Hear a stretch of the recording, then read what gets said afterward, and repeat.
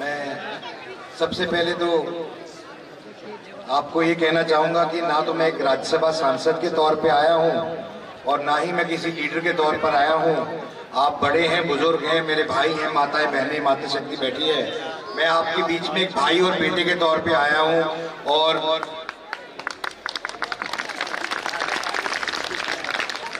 आज का दिन एक ऐसा दिन है जो कि हम लोगों को सबसे बड़ा धर्म है अपनी माता पिता का सेवा करना। माता पिता की सेवा से बड़ा धर्म कोई नहीं और गौ हमारी माता है तो उसकी सेवा करना हमारा धर्म बनता है, हमारा सबका दायित्व बनता है। आज मकर संक्रांति के इस पावन उपलक्ष्य के अंदर, पावन दिन के अंदर एक बात मैं जरूर आपसे कहना चाहूंगा कि एक धार्मिक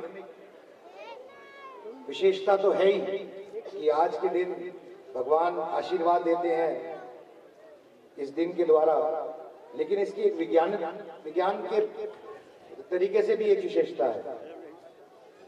और क्योंकि आज सूर्य जो है वो मकर राशि में आता है और इसलिए आज इस दिन की बहुत बड़ी महत्व है कि इस दिन से हमारा जो भाग है वो बदलना शुरू हो जाता है।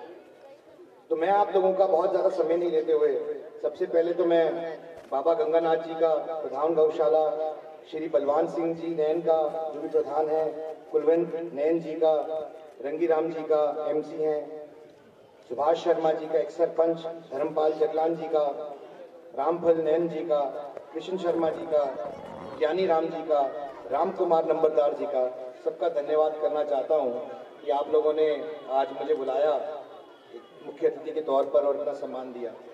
देखिए, मैं बहुत ज़्यादा समय नहीं लूँगा, मैं तो कुछ बातें आपके सामने रखना चाहता हूँ कि आज का दिन एक और विशेषता है मकर संक्रांति।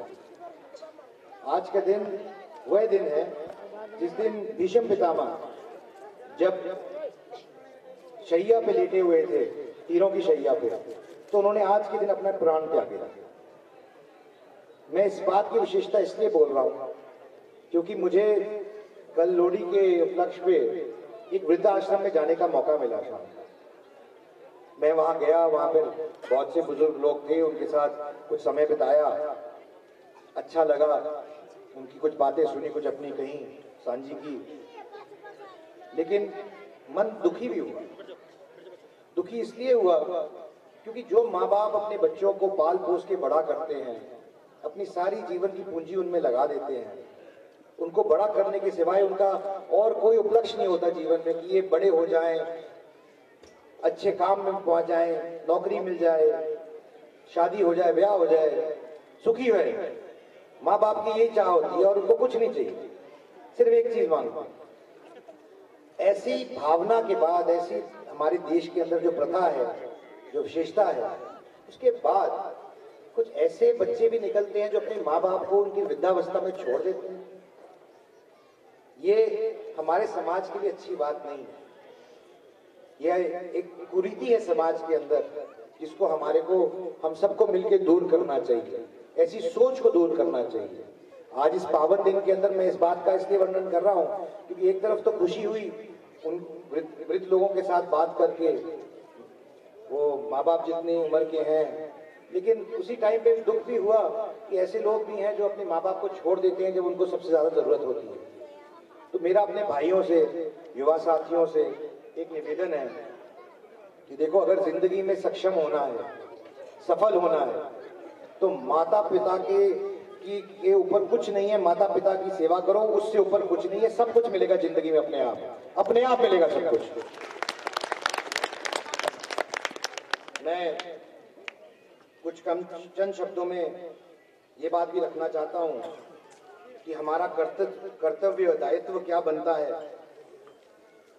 पिछली 15 अगस्त को लाल किले से हमारे प्रधानमंत्री जी ने एक आह्वान किया था 5 प्रणों का। वे 5 प्रण बहुत महत्वपूर्ण है। वो प्रण है कि हमारा देश विकसित हो, हमारा अमृत काल की शुरुआत हुई आने वाले 25 साल में, कि आने वाले 25 साल के बाद जब भारतवर्ष 100 साल का हो जाएगा तो भारत एक विश्व गुरु बनना चाहिए, एक विश्व गुरु के तौर पर विकसित होना चाहिए और काबिज होना चाहिए दुनिया के अंदर। वे 5 प्रण क्या है? तो 5 प्रण है विकसित भारत, दूसरा प्रण है गुलामी की मानसिकता से आजादी। जो भी प्रतीक है गुलामी की मानसिकता का, चाहे वो अंग्रेजों के राज से चले आ रहे हैं, हमें उनको खत्म करना है। हम आजाद भारत में पैदा हुए हैं, आजादी से सर उठाएंगे, हमें किसी से गुलाम होने की जरूरत नहीं है। और तीसरी अपनी विरासत पे गर्व, जिसे हम अपनी विरासत कहते हैं, अपना सभ्याचार शिष्टाचार कहते हैं, उस पे गर्व होना चाहिए। चौथी एकता और एकजुटता।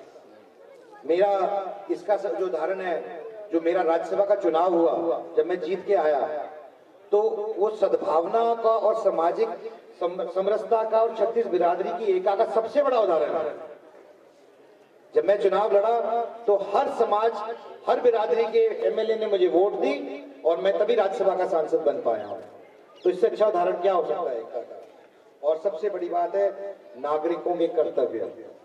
तो मैं आज मकर संक्रांति के इस पावन दिन पर नागरिक होने के नाते भी और आपका बेटा और भाई होने के नाते भी अपना कर्तव्य पूरा करना चाहता हूं।